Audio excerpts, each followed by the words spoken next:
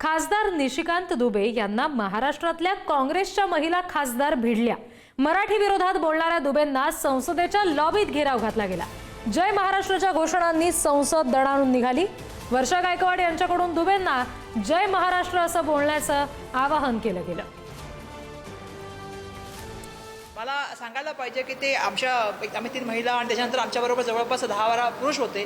ते बघून असे त्यांना वाटलं की काय चाललंय आणि काय नाही चाललंय, आणि जो आमचा जय महाराष्ट्राचा आवाज जो होता तो त्या पूर्ण परिसरामध्ये लॉबीमध्ये इतका घुमत होता, आणि बघून ते तिथून हो मी महाराष्ट्राचा आदर करतो, मी जातो जय महाराष्ट्र बोलून तिथून निघून गेले। ज्या तऱ्हेने हा सगळा प्रकार झाला, खरं तर मी पत्रकारांचे धन्यवाद देते, कारण जय महाराष्ट्राचा जो घुमला आवाज कॅन्टीनमधून बाकीच्या ठिकाणून सगळे सांसद पळत आले आणि त्या ठिकाणी लॉबीमध्ये असलेल्या पत्रकारांनी ही न्यूज बघितली आणि पत्रकारांनी आज छापली। मी त्यांचं मनापासून धन्यवाद व्यक्त करते।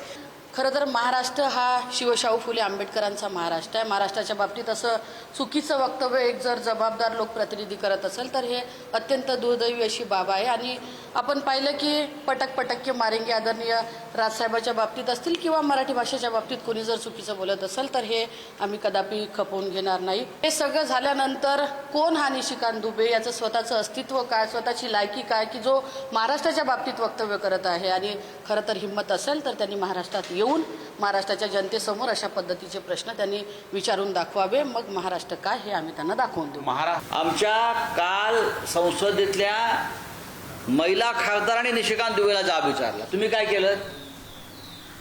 अडवून विचारलं आमच्या खासदारांनी। तुमच्यात हिंमत आहे का हे करण्याची? कोकाट्यांसारख्या मंत्र्यांना आणि हनी ट्रॅपमध्ये अडकलेल्या मंत्र्यांना तुम्ही तुमच्यामध्ये काढण्याची हिंमत नाही आहे सरकारमधून। अजून तुमचे पाय लटपट आहेत, तुम्ही धमक्या कोणाला देताय रोज उठून?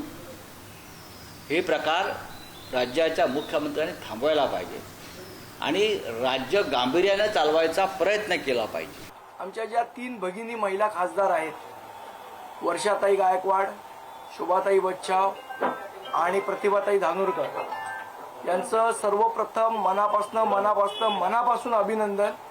ज्या पद्धतीने निशिकांत दुबेचा माज या आमच्या महिला रणरागिणींनी उतरवला त्याबद्दल सर्वप्रथम मनापासून त्यांचं अभिनंदन करतो।